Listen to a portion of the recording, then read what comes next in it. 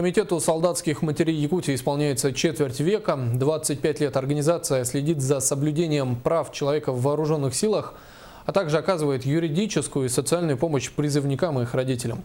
Недавно члены комитета побывали в одной из частей Приморья. Иннокентий Слепцов продолжит. 4 июня состоялось приведение к присяге молодых бойцов 83-й отдельной гвардейской десантно-штурмовой бригады, дислоцирующейся у города Уссурийска. Сегодня служит сейчас более 50 якутян. Их число доведут по плану до 270 человек. Надо присягу принять. Я, Семен Виссарионович Дустанов, торжественно присягаю на верность своему Отечеству, Российской Федерации, клянусь свято соблюдать Конституцию Российской Федерации, строго выполнять требования воинских уставов, приказов командиров и начальников, клянусь достойно исполнять воинский долг, мужественно защищать свободу. Дорогие солдаты, поздравляю вас с принятием присяги. Сегодня вы стали защитниками нашей Родины.